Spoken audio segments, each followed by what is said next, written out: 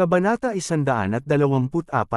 Kumusta, Gerald? Kaya sinabi sa akin ni Mila na ang iyong pamilya ay mayroong negosyo. Anong uri ng negosyo ang ginagawa ng iyong pamilya, kung maaari kong tanungin? Panipi, nagquiz si Rita habang ang mga braso ay mahigpit pa rin na nakatiklop sa kanyang dibdib. Oh, well, lahat ng uri talaga, sa iba't ibang mga negosyo at industriya. Sa totoo lang, ito ay isang katanungan na hindi talaga alam ni Gerald kung paano isagot. Pagkatapos ng lahat, palaging nabanggit ng kanyang kapatid na ang kanilang pamilya ay may napakaraming iba't ibang mga pakikipagsapalaran. Talaga, ang pamilya ay kasangkot sa halos kalahati ng kapital o industriya sa buong mundo. Dagdag pa, nagmula siya sa isang malaking pamilya na ang mga negosyo ay naipasa ng daan-daang taon. Si Jessica ay hindi eksaktong nagbahagi ng tungkol sa kanilang pamilya. Sa makatuwid may limitadong kaalaman lamang tungkol sa kanyang pamilya, nasasagot lamang niya ang mga katanungang iyon mula sa iba sa pangkalahatan. Parang wala namang solidong sagot. Nakakalito talaga. Panipi, umiling si Rita habang nakangiti siya ng Riley. Narinig kong nagkita kayo ni Mila nang pareho kayong natututo magmaneho. Dapat nakuha mo na ang iyong lisensya sa pagmamaneho noon. Bumili ka na ba ng kotse? Panipi, muling yuzak ni Rita. Yup, meron siya. Bumili siya ng isang BMW 7 Series.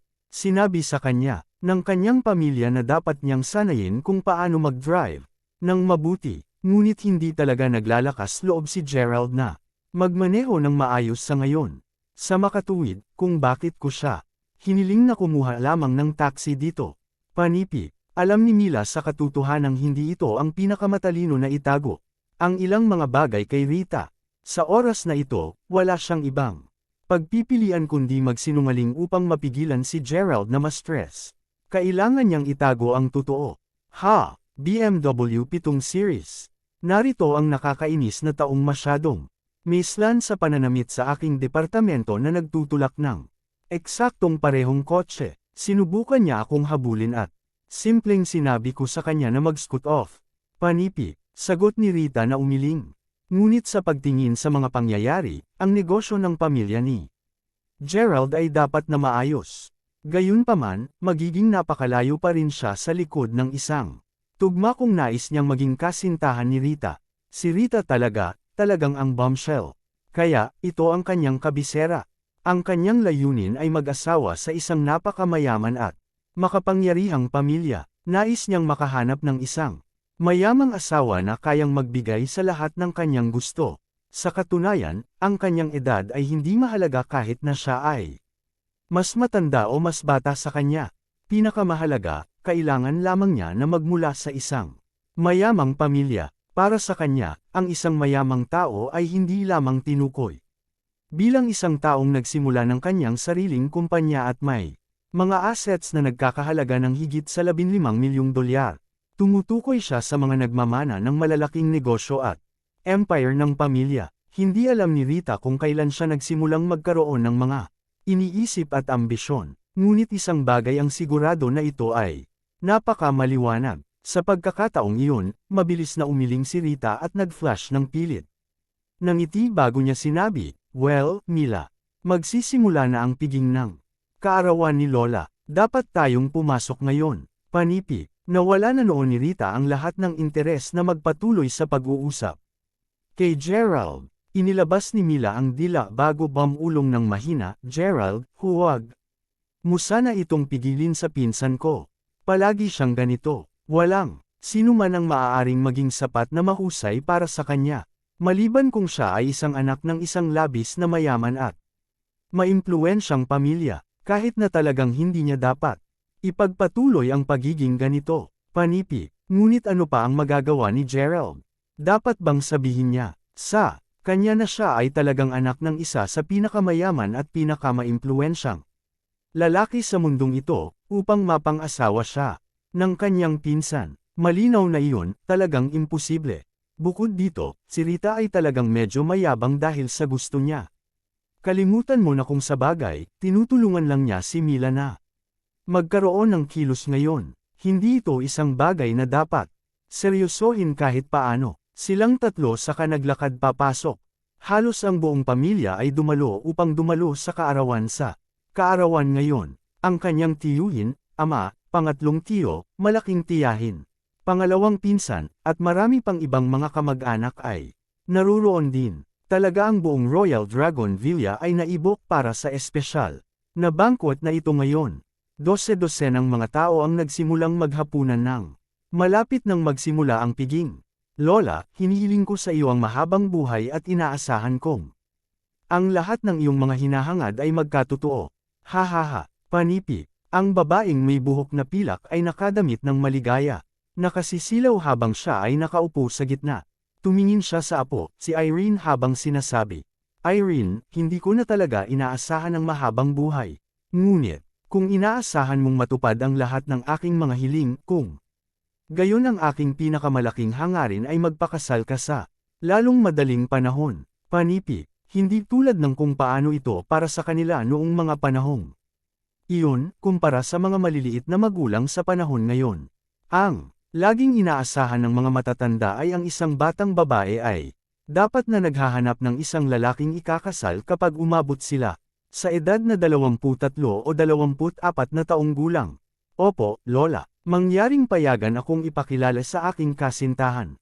Kenneth, panipi, ngumiti si Irene bago niya marahang hinayla si Kenneth sa tagiliran niya. Habang siya ay nakatayo sa tabi, maraming mga kamag-anak at kaibigan ang hindi mapigil ang mapangiti sa pag-aproba habang nagkomento sila, ang binatilyong ito ay talagang mukhang isang may talento. Narinig ko rin na mayaman talaga ang kanyang pamilya. Lola, ito ay isang maliit na bagay mula sa akin. Mangyaring tingnan, at tanggapin ito. Panipi, ngumiti si Kenneth habang may kinuha sa bulsa. Sa sandaling ilabas niya ito, agad na nagsimulang maglakad ang lahat. Kabanata 125. Isang singsing sa jade. Anong filial man ka, Kenneth? Ang halaga ng singsing na ito sa jade ay nagkakahalaga ng hindi bababa sa 10 hanggang $12,000. First cast. Panipi. Ang bawat tao'y hindi mapigilan na magpatuloy na bulalas sa paghanga. Pagkatapos ng lahat, talagang napaka-filial ng isang kasintahan na bigyan ang lola ng kanyang kasintahan ng isang piraso ng singsing na jade para sa kanyang kaarawan. Sige, sige, Irene, bilasan mo at hilingin kay Kenneth na umupo. Panipi, napakasaya ng kanyang lola nang matanggap ang singsing na hindi na niya napigilan pa ang pagsara ng bibig. Ni hindi niya matiis na ibaba ang singsing. Ang dami niyang pagtingin kay Kenneth, lalo siyang nagustuhan. Kahit na ang ama ni Irene ay nakadama ng labis na pagmamataas sa sandaling iyon. Sa katunayan, ang dahilan kung bakit ang lahat ay nagtipon dito ngayon upang ipagdiwang at batiin ang ginintuang ginang para sa kanyang kaarawan, ay hindi lamang upang ipakita ang kabanalan sa pag-aayos. Iyon lang, ngunit isang maliit na bahagi. Ang mas malaking dahilan ay ang katotohanan na ang matandang ginang ay hawak pa rin ang lahat ng mga assets na naiwan ng matanda nang siya ay pumanaw. Mayroong 3 mga anak na lalaki at 2 anak na babae nang sama-sama, ngunit ang matandang ginang na ito na huli na magpasya kung kanino ang mga assets na ito ay maipapasa. Sa makatuwid, ang labis na paggastos ng kaarawan sa kaarawan. Bawat taon, Lola, ito ang aking kasintahan, Claire. Nais din naming batiin ka ng isang napakasayang kaarawan. Panipi, nais ni Kyle at nakangiti ng malapad habang inaabot ang kanyang regalo sa kanyang lola. Hindi mapigilan ng matandang ginang na mas ngumiti pa sa oras na ito. Sumunod ay isang binata na humigit kumulang 25 o 26 na taong gulang. Nakasuot siya ng asul na suit at ang buhok nito ay pinahiran ng maayos sa likuran. Nagpakita siya ng charisma. Kahit sino ay maaaring sabihin na siya ay katulad ng isa sa mga matagumpay na mga tao sa unang impression. Si Mason Smith ang kanyang pangalan, at siya ay pinsan ni Mila at kapatid na lalaki ni Irene. Ang lahat ng mga mata ay nakatuon sa kanya nang siya ay tumayo. Si Mason ay napaka-mature at mayroon siyang isang napaka-matatag na karera. Bukod dito, palagi siyang naging isang pinakamalakas na kakayahan sa pamilya. Siya rin ay may pinakamahusay na mga marka sa lahat ng mga anak at apo sa pamilya. Hindi man sabihin, siya din ang magiging tagapagmana ng pamilya. Smith, Lola, ang apo mo ay bumabati sa iyo ng maayos at masaganang buhay na may magandang kapalaran. Siya nga pala, Lola, ito ang aking bagong kasintahan, Queenie. Mabilis na ipinakilala ni Mason. Mabuti, mabuti, mabuti. Lahat kayo ay talagang nagbibigay sa akin ng malalaking sorpresa ngayon. Kailangan ko talagang tingnan ng mabuti ang magiging manugang ko noon. Queenie, ano ang ginagawa mo? Panipi, sumagot si Queenie, Lola, nagtatrabaho ako ngayon sa BMW. Sa kasalukuyan ng deputy manager, salamat kay Mason. Panipi, mabuti yan. Nakilala mo ba si Mason noon kapag bumibili siya ng kotse? Panipi, tumango si Mason habang sinasabi, oo, Lola. Hindi ko ba nabanggit na bumili ako ng isang BMW sports car kanina? Kaya't, noong nakilala ko si Queenie. Panipi, kita ko, sige Queenie. Halika at umupo ka rito kasama ko. Panipi, sumenyas ang lola niya. Kapatid, hipag, halika at umupo ka. Nakangiting bati din ni Irene. Ang pares ng magkakapatid na ito ay talagang gumawa ng isang impresyon ngayon sa pamilya. Ang lahat ng kanyang mga anak ay nagnanais na at ibigay ang kanilang mga pagpapala alinsunod sa hierarchical order at karamihan sa mga apo ay nagbigay din ng kanilang mga pagpapala sa kanilang lola. Sa pamamagitan nito, ang handaan sa kaarawan ay dapat na handa nang magsimula. Gayunpaman, ang bantog na gininto ang ginang ng araw ay tila hindi handa, para bang may hinihintay pa siya. Pakiramdam niya ay parang hindi kumpleto ang pagdiriwang kung ang taong ito ay hindi pa lumapit upang hilingin siya. Sino yun? Ngunit syempre, ito ay walang iba kundi si Mila, ang pinakamamahal na apo ng matandang babae. Ang aking pangalawang anak, nasaan ang aking apo, Mila? Malakas na tanong ng matandang babae. Ang mga magulang ni Mila, Gavin at Helen ay naruroon din ngayon. Nangyari ito kanina kung saan ang kumpanya ni Gavin ay halos sarado dahil sa kanyang mahinang pamamahala sa negosyo at ang matandang ginang ay galit na galit sa bagay na iyon. Hindi inaasahan sa simula ng oras, ang isang pamumuhunan mula kay G. Crawford ng Mayberry City ay ang nakakatipid na biyaya na tumulong upang malutas ang krisis. Hindi lamang ang lahat ng mga problema sa kumpanya ay nalutas. Ngunit ang kumpanya kahit na nag-skyrocket sa isang bagong antas, napasaya nito ng matandang babae. Dahil dito, mas lalo niyang nadote si Mila. Sa sandaling tinanong niya ang pagdalo ni Mila, ang mga mukha nina Irene at Mason ay kumulot at naging isang kulay shade. Napigilan lamang nila ang panibugho na sumabog sa loob. Naghihintay si Mila ng kaibigan at malapit na siyang dumating. Oh, may boyfriend din ba si Mila? Panipi. Parang ito, gigil na sagot ni Gavin. Kahit papaano, binigyan siya ni Mila ng isang ulo na dadalhin niya.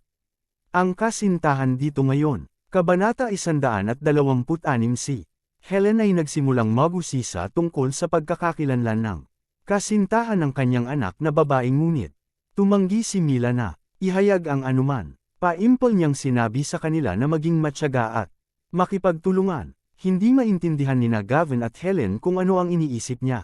Ma, tingnan mo, narito si Mila. Sa sandaling iyon, malambing na kinuha ni Mila si Gerald sa tabi niya habang sumisilakbo ang mga ito sa dami ng tao. Maabot nila ang mas maaga kung hindi dahil kay Gerald na kailangang gumamit ng banyo. Wow, aming pamangkin, si Mila ay talagang nagiging mas maganda. Tingnan mo, boyfriend ba ang taong nakahawak sa kamay ni Mila? Panipi, sino itong lalaking ta? Kaninong anak siya? Bakit hindi ko pa siya narinig tungkol sa kanya? Panipi, gayunpaman, talagang mapalad ang taong iyon. Isang grupo ng mga kamag-anak at kaibigan ang nagturo sa kanya. Siya ito. Nang makita ni Helen si Gerald, nanlaki ang mga mata niya sa hindi makapaniwala. Hindi nakakagulat na ang kanyang anak na babae ay patuloy na tumatanggi na ibunyag kung sino ang kasintahan. Ito ay naging walang iba kundi ang matatagalan na binata na ito. Tama iyan. Kung sinabi sa kanya ni Mila tungkol dito, imposible. Para sa kanya na payagan silang dalawa na magkasama. Sino siya? Panipi, tanong ng matandang babae sa oras na ito. Hindi naglakas loob si Helen na sagutin ang tanong niya. Ano ang gagawin ng matandang babae kung nalaman niya na ang kanyang apo ay kasama ng isang tulad niya. Lola, payagan mo akong ipakilala siya sa iyo. Ito ang boyfriend ko, Gerald. Panipi, ganap na hindi pinansin ni Mila ang nakasisilaw na itsura ng hindi pag-aproba ni Helen nang ipakilala niya kay Gerald ang kanyang lola. Oh, Mila, may boyfriend ka rin. Panipi, biglang natuwa ang matandang babae. Ito ang kanyang minamahal at pinabura na apo. Alam na alam niya, ang kanyang apo at alam niyang ang kasintahan na kanyang pipiliin ay tiyak na magiging pambihira. Gerald, kamustahin mo ang aking lola. Malumanay na sinabi ni Mila habang mahinahon na nakahawak sa kamay ni Gerald. Ito ba ang kauna-unahang pagkakataon para dumalo si Gerald sa isang malaking pagtitipon? Hindi mapigilan ni Gerald na makaramdam ng kaunting awkward. Dahil alam niyang ito lang ang kilos. Ang kanyang isip ay gumala, habang sina Gavin, Helen, Kyle at Irene ay nakatingin sa kanya sa isang labis na pag-alit. Magsasalita pa sana siya nang tama siyang pumasok si Dove. Teka, doon lang may isang tinig na tumusok. Malinaw na, si Irene yon. Ang huling pagkakasama ni Mila kay Gerald, sina Irene at Kenneth, ay sinampal mismo sa mukha sa harap ni Sean. Diretso siyang napahiya sa harap ni Mila. Ang dami ng pagkapuot at sama ng loob na natigil ay naging sanhi ng pagdurusa ni Irene mula sa hindi pagkakatulog sa buong panahong ito. Napaka-curious niya mula noon at nagtaka kung sino si Gerald. Matapos mahukay sa background check mula sa kanilang universidad, nalaman niya na si Gerald ay walang iba kundi isang mayamang anak na pangalawang henerasyon na na-jackpot. Marahil ay wala siyang iba pa kundi isang nakalulungkot na tagapayat na walang pera o kapangyarihan bago iyon. Dagdag pa, itinapon siya ng kanyang sariling kasintahan dati. Pagkatapos ay nakilala niya si Mila nang natututo silang magmaneho. Ngunit naramdaman ni Irene na walang simpleng dahilan na mahuhulog si Mila sa isang tulad niya. Bakit magkakakilala pa si Sean? Masayang masaya gayunpaman hindi ito mahirap hulaan ang dahilan. Matapos manalo ng loto, nag-splurge kahit saan si Gerald. Bumili pa nga siya ng isang bag na nagkakahalaga ng $55,000 at gumastos ng 1 tonelada sa iba't ibang mga restaurant sa Mayberry Commercial Street. Marahil, napatakbo ni Sean si Gerald noon at inisip na si Gerald bilang isang talagang kas-index-index. Sa katunayan, hindi si Sean ang unang nakaranas ng ganoong sitwasyon kung saan hinahangaan ng iba pang Gerald. Habang natagpuan ni Irene ang katapangan ni Mila na dalhin dito si Gerald na nakakatuwa, tinanong niya ng malamig na ekspresyon. Mila, Gerald, dahil narito ka ngayon, hindi mo ba bibigyan ng regalo ang lola? Siyempre nagbibigay ako ng regalo kay lola. Gulong na sagot ni Mila. Ang regalo mo ay yun ang personal na ibibigay. Ang tanong ay para kay Gerald. Dahil siya ang iyong kasintahan at mula nang sinabi mong si Gerald ay isang mayamang pangalawang henerasyon, kung gayon hindi ba siya magiging mas mahusay kumpara kay Kenneth? Noon, kung gayon, lahat tayo ay talagang may pag-alam kung anong uri ng reg along na install ni Gerald para sa lola. Panipi, tama iyan. Dahil ito ang kanilang unang pagkakataong magkita, dapat siyang magdala ng isang regalo. Panipi, sino siya? Tila parang may kakayahan ng kanyang pamilya. Panipi, ang mga kamag-anak at kaibigan ay biglang nagtipon-tipon sa Vegas isa. Naghihingalo na sila upang malaman kung ano ang regalo na dinala ng kasintahan ng paboritong apo ng lola niya. Kabanata 127. Hindi ako nagdala ng regalo. Hindi mapigilan ni Gerald na mag-alok ng nakalulungkot na ngiti. Orihinal na nais niyang maghanda ng regalo para sa lola ngunit pinigilan siya ni Mila. Naramdaman niya na pareho silang maaaring magbigay sa kanyang lola ng isang regalo at natural na hahanapin niya mismo ang regalo. Sa makatuwid ang dahilan na si Gerald ay naging walang dala. Ngayon, paimpol siyang dumalo sa pagdiriwang ng kaarawan upang mapaligaya ang lola ni Mila. Sino ang makakaalam na sadyang ilalabas ito ni Irene upang pahirapan siya? Ano, hindi siya nagdala ng regalo? Akala ko ang kasintahan ni Mila ay magdadala din ng isang mahalagang bagay kasama niya. Panipi, hindi ba't ang kasintahan ni Mila ay isang mayamang pangalawang henerasyon din? Sa lohikal na pagsasalita, dapat ay bihasa rin siya sa Pangunahing pag-uugali at ugali. Ito ang kauna-unahang pagkakataon na nakilala niya ang lola niya, ngunit wala naman siyang dalang anuman. Panipi, tiyak na nagkukulang siya kumpara sa kasintahan ni Irene, si Kenneth. Bumulong si Hush at nagbulong-bulungan sa mga kamag-anak at kaibigan. Sa kabila ng malambing na pag-uusap, ang kanilang mga pag-uusap ay malinaw pa ring napakinggan sa lahat ng naruroon. Sa pagmamasid sa sitwasyon, nabigo ang matandang ginang na may ingat ang mukha. Hindi siya ang uri ng tao na nasiyahan sa pagtanggap ng mga regalo. Ngunit bilang isang matandang tao, ang imahe at reputasyon ang pinakamahalagang bagay. Ibinaba niya ang kanyang pagmamahal kay Gerald habang nakarating siya kay Kenneth. Paimpol niyang sagot na ayos lang at tinanong si Gerald na umupo sa gilid. Pagkatapos nito, mahina siyang nagtanong, Gerald, narinig kong maayos na ang kalagayan ng negosyo ng iyong pamilya. Anong uri ng negosyo ang ginagawa ng iyong pamilya? Panipi, naku, halos lahat kami ay nakikipag-usap. Magaan na sagot ni Gerald. Bagaman simpleng nagsasabi ng totoo si Gerald, parang ang kanyang sagot ay medyo walang respeto sa pamamagitan ng lente ng lola ni Mila at iba pang naruroon. Dabaw sa lahat, anong uri ng industriya iyan? Paano niya masasagot ang isang tanong ng walang ingat at casual? Mabilis na natawa ito ni Mila habang sinabi niya, Lola, ito ang kauna-unahang pagkakataon na pumunta dito. Kung patuloy mo siyang papaputukan ng napakaraming mga katanungan, natatakot ako na mapunta ka sa pagtakot sa kanya. Panipi, o sige, iiwan ko siyang mag-isa. Panipi, sagot ng matandang ginang habang binago niya agad ang paksa. Pagkatapos ng lahat, ang matandang ginang ang pinakasambahin. Si Mila, ano nga ulit? Natatakot ba siya dahil maraming tanong ang lola sa kanya o talagang natatakot lamang siyang sabihin ang totoo? Sister, bakit hindi mo sabihin sa amin kung anong uri ng negosyo sa pamilya ang ginagawa ng pamilya ni Gerald? Sa palagay ko dapat mong malaman ito ng mas mahusay kaysa sa iba pa rin. Panipi, isang bigla na tanong ni Irene. Hindi na niya ito kinaya nang maramdaman niyang palaging kumakampi ang lola sa anumang sinabi o ginawa ni Mila at naisip na palaging tama. Palaging pinapahamak ng lola niya si Mila. Ang natitira sa kanila ay lahat ng kanyang mga apo din, ngunit palagi niyang itatapon ang isang feat sa kanila kahit para sa pinakamaliit na pagkakamali. Bagaman wala sa plano ni Irene na magkaroon ng isang hilera kasama si Mila, hindi na niya ito matiis. Nais niyang makita kung gaano pa makastock up si Mila ngayon. Tiyak na sapat, ang katanungang ito ay nakuha agad ang atensyon ng matandang ginang. Bigla niyang naalala ang manugang, ang ugali ni Helen kanina kay Mila. Nakasimangot ang matandang babae nang tanungin niya, Mila, may tinatago ka ba kay Lola?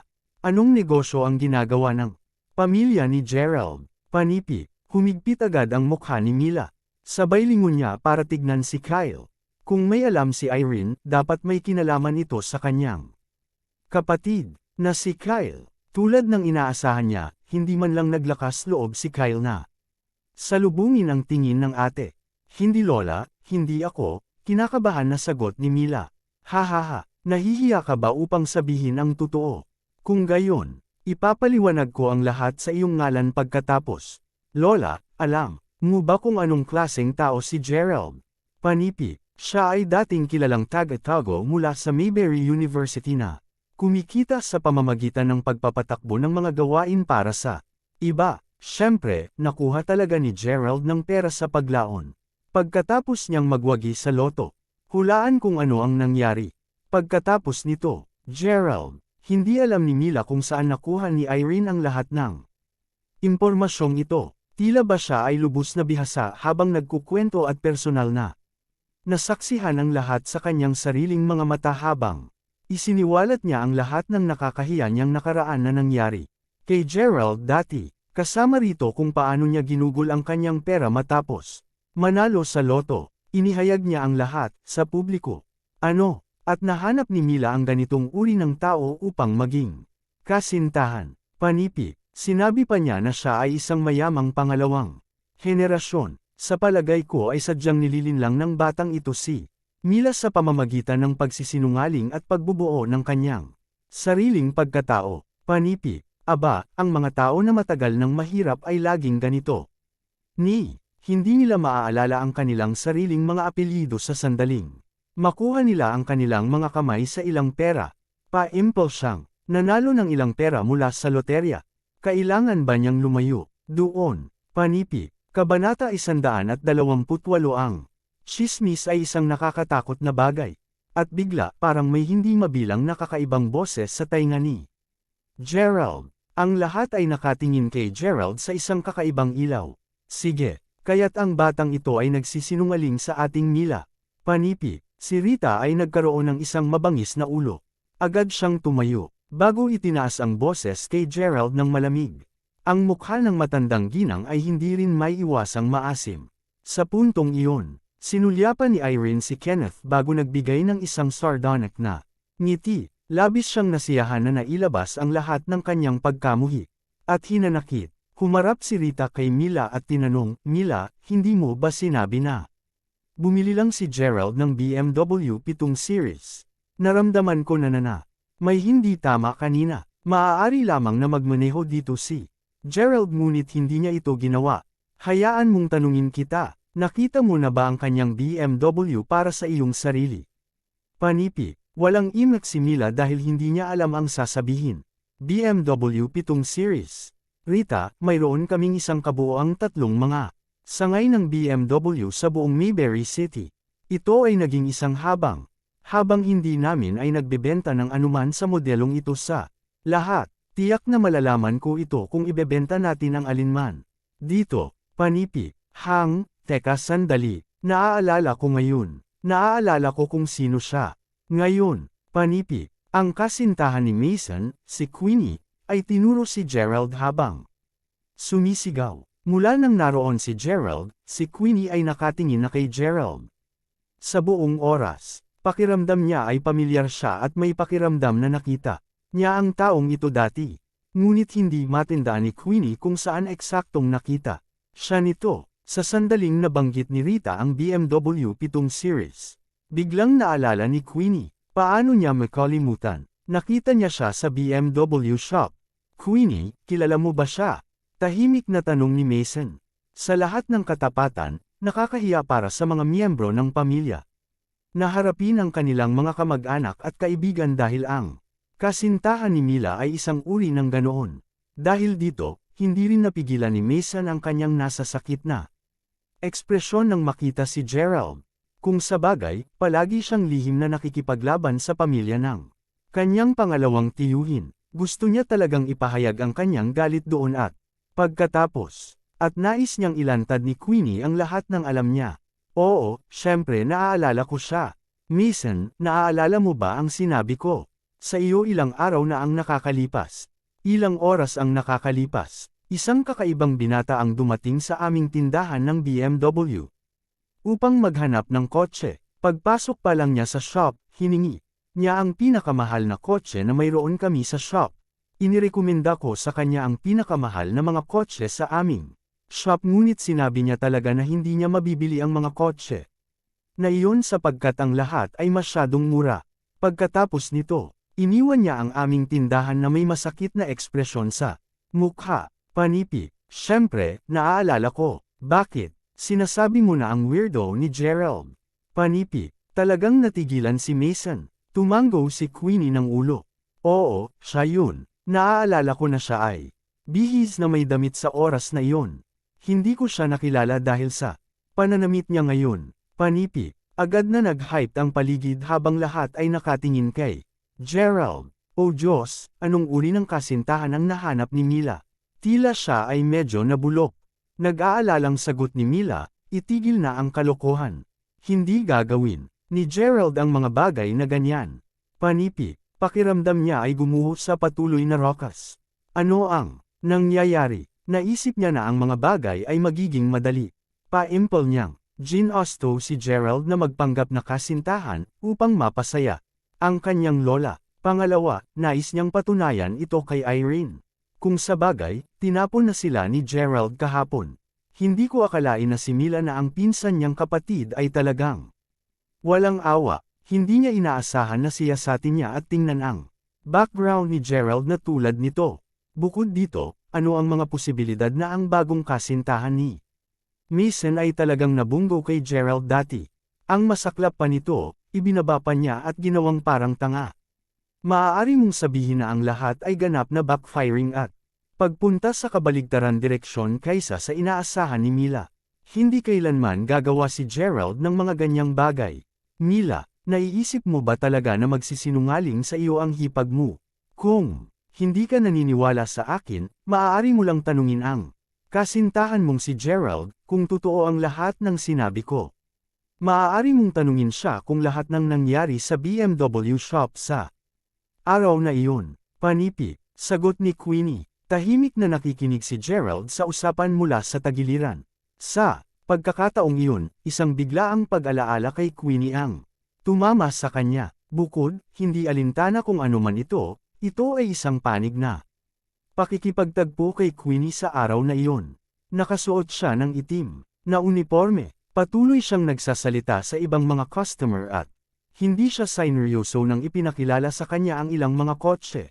Karaniwan silang walang masyadong pakikipag-ugnayan. Naalala din ni Gerald na sinaway at sinumpa siya ni Queenie nang lumabas siya sa shop ng araw na iyon. Wala siyang gaanong pakialam tungkol dito sa oras na iyon. Ngunit tatanggihan ba ni Gerald ang kanyang mga sinabi? Paano siya pupunta kung sa bagay, ang inaangkin niya ay walang iba kundi ang totoo. Habang pinapanood siya ng lahat, dahan-daang tumango si Gerald. At sumagot, lahat ng sinabi niya ay totoo. Sa totoo lang ito ay talagang napakasakit dahil hindi ako makapili o makabili ng alinman sa mga mamahaling kotse sa BMW shop sa araw na iyon. Ito ay dahil lamang sa ang mga kotse doon ay talagang napakamura. Panipi, tumipa si Gerald. Kabanata 129. Nang magsimulang mag-chat ang lahat, sunod-sunod, biglang tumanggap ng tawag sa telepono si Rita. Nagliwanag ang mukha niya sa tuwa habang sumisigaw, "Ano, ate? Nakarating ka na sa airport. Hindi mo ba sinabi na hindi mo na makakabalik para sa kaarawan ni Lola?" "Oh sige, pupunta ako at susunduan ka ngayon." Panipi, nakasabit agad, sinabi ni Rita, "Lola, medyo darating ang aking kapatid." Bumalik siya, pabalik mula sa M-Country at naghihintay na siya sa paliparan ngayon. Panipi, "Nako anak yan, Kara, sige. Alam ko na talagang babalik siya." Ngumiti ang matandang sinabi niya kaagad, "Kung gayon Mason, maaari kang pumili at kunin si Kara. Maaari kang mag-isa. Gusto kong manatili si Queenie at samahan ako." Panipi, "Okay, Lola." Ngumiti si Mason habang kamakaway, na hawak ang BMW Sports car key sa kanyang kamay bago mabilis na magpatawad. Ang mukha ni Mila ay ulap ng pagkabigo. Si Kara ay kapatid ni Rita. Mula pa noong pagkabata, laging may pinakamahusay na relasyon si Mila sa dalawang magkakapatid na ito. Alam din ito ng lola niya. May katuturan lamang na sasabihin sa kanya ng kanyang lola na kunin din si Kara, subalit malinaw na sinabi niya kay Mason na mag-isa. Sinasalamin nito kung gaano siya nasisiyahan sa kanyang lola. Pagkaalis ni Mason, ang paksa ng pag-uusap at pagtuon ng bawat isa ay nahulog ulit kay Gerald. Oo, walang makakaisip na magiging isang moloko si Gerald. Dahil siya ay gumagawa din ng isang hitsura bilang kasintahan ni Mila, ang pokus ng paksang ito ay malinaw na may mataas na kahalagahan. Nanatiling tahimik si Gerald habang nagpatuloy sa pakikinig sa mga akusasyon. Siyempre galit siya nang marinig ang lahat ng paninirang puri at panunuyan ng iba. Ngunit alam din niya na kailangan niyang alagaan ang reputasyon ni Mila. Ang magaling niyang magawa ay magtiis lamang ito. At the same time, biglang nagring ang cellphone ni Queenie. "Tinatawag ako ni Mason. Siguro gusto niyang samahan ko siya, Lola." Panipi, ngumiti si Queenie bago sinagot ang tawag. Agad na umusbong ang mukha niya. "Lola, may masamang nangyari." Si Mason ay sumalpok sa ibang kotse. Panipi, "Ano?" Kapag binabaligtad niya ang kanyang sasakyan palabas ng parking lot, aksidenteng nabangga niya ang isa pang kotse. Iniisip ko kung may nangyari na major. Ayos lang ba ang sasakyan ni Mason? Nagmamadaling tanong ng matandang babae. Hindi ito isang malaking pakikitungo.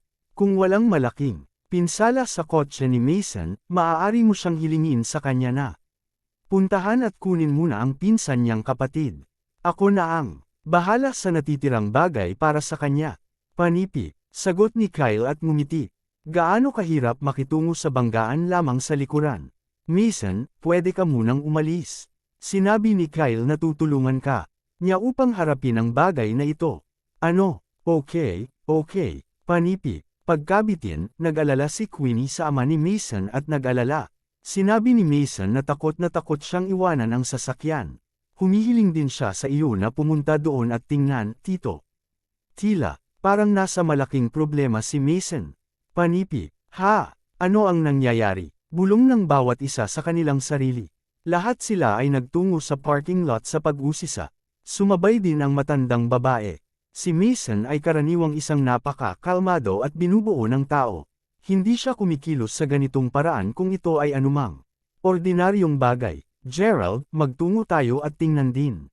Biglang sabi ni Mila. Nakangiting tumanggaw si Gerald. Kabanata 130. Nang lumakad si Gerald, natipon na dito ang buong pamilya Smith. Kasabay nito, ipinaliwanag ni Mason ang sitwasyon. Itay, hindi ko talaga sinasadya iyon. Kasalanan lahat ng security guard na ito. Nakasalalay ako sa kanyang mga direksyon at sinabi niya sa akin na baligtarin. Noon nabangga ako sa sasakyan. Panipi, ang kotseng ito ang pinakamahal na kotse na ginawa ni Lamborghini. Magkakahalaga ng hindi bababa sa 100 hanggang 120,000 dolyar upang maayos ang mga pinsalang dulot ng aksidenteng ito. Dagdag pa, sira na ang mga lampara sa harap ng sasakyan. Panipi, ang ilan sa mga kamag-anak na nakilala ang kotseng ito ay hindi mapigil ang sumigaw ng malakas. Sinumang nagmamaneho ng kotseng ito ay tiyak na hindi lamang kahit kanino, tiyak na kayang bayaran natin ang presyong iyon, upang maayos ang mga pinsala. Ngunit maaari rin tayong makakasakit sa isang napakalakas na figure. Bukod dito, mukhang bago itong kotse na binili lang ng isang tao. Panipi, isipin mo na lang, sa Mayberry City, sinong anak sa aling mayaman at maimpluwensyang pamilya ang maaaring magmaneho ng ganitong uri ng sports car na nagkakahalaga ng humigit kumulang na 1,500,000 hanggang 300,000,000 dolyar. Panipi, ang bawat isa ay nagpatuloy na tinatalakay ang bagay na ito sa kanilang sarili. Nang marinig ito, nagsimulang mag-alala si Gerald. Sampin mo yan, ang kanyang kotse ay nakapark sa posisyon na ito. Hindi kaya nag-crash si Mason sa kanyang Reventon. Habang pinipisil niya at tinahak ang daan, sinakal ni Gerald. Ito ay talagang kanyang sariling kotse. Ang katawan ng kotse ay maayos, ngunit may ilang mga gasgas sa kotse pagkatapos ng hit. Gayunpaman, ang pinakapangit na pinsala ay ang tamang front headlight ay nasira na. Ang isang kanang-kanang headlight ay hindi masyadong mahal, ngunit hindi rin ito masyadong mura. Dahil mayroon ding mga gasgas sa katawan ng kotse, malamang nagastos sa kanya ang tungkol sa 260,000 dolyar upang ayusin ang mga pinsala. Ngunit tulad ng nabanggit ng isang tao, ito ang kanyang bagong kotse. Nag-alala ang matandang ginang, Mason, ikaw ay masyadong pabaya. Malinaw na isang stutterer ang security guard. Hindi mo ba masabi masama ito? Sa oras na ito, hindi lamang tayo nagbabayad ng daan-daang libong dolyar para sa mga pinsala, ngunit makakasakit din tayo ng isang napakalakas na figure. Panipi, Mason, Lola, sa palagay ko maaaring napunta kami sa malaking gulo. Sa oras na ito, hindi namin kayang masaktan ang may-ari ng kotseng ito. Panipi, hinawakan ni Queenie ang kamay ni Mason habang hinihila ito. Nakita niya kung gaano kahalaga ito ng lampas sa bagay na ito. Queenie, bakit mo nasabi yun? Alam mo ba kung sino ang nagmamay-ari ng kotseng ito? Nagmamadaling tanong ng matandang babae. Oo, sagot ni Queenie habang nakakayuko na tumango. Nagpadala lang ako ng larawan ng kotseng ito sa mga empleyado ng aming kumpanya, dahil ang ilan sa aming mga empleyado ay nagtatrabaho para sa Lamborghini. Sumagot siya sa chat ng pangkat, na sinasabi na ang kotse na ito ay naibenta ilang araw na ang nakakaraan sa presyo ng transaksyon na 2,600,000 dolyar. Binili ito ng isang binata.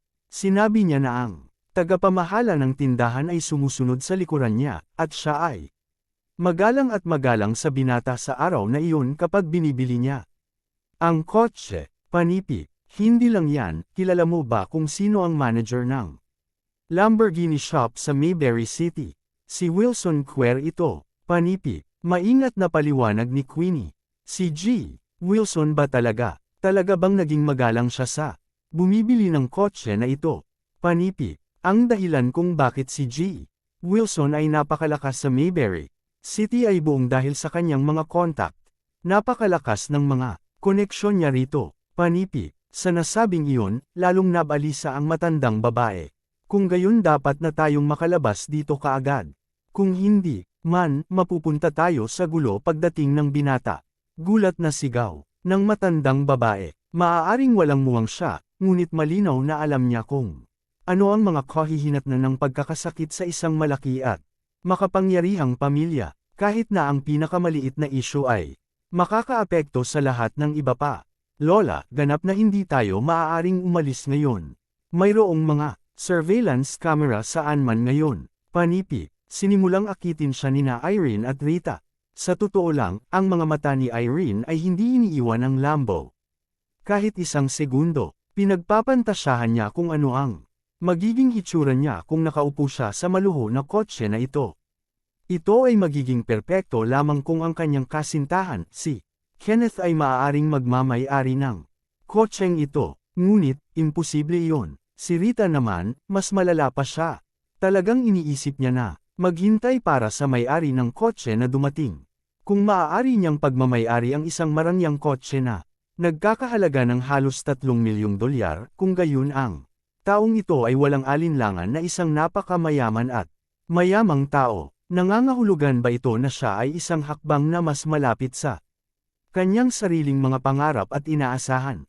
Napakagandang pag-unlad kahit na nakakuha siya ng isang maikling pakikipagtagpo sa binata na iyon. Oh, dapat kumuha tayo ng pupunta at kunin muna si Kara. Tama, sina Irene at Rita, hindi tayo dapat umalis. Mas okay kung hindi tayo aalis, ngunit kung aalis tayo ngayon, talagang magkakaroon tayo ng malaking gulo. Panipi, ang tono ng matandang babae ay patay na seryoso.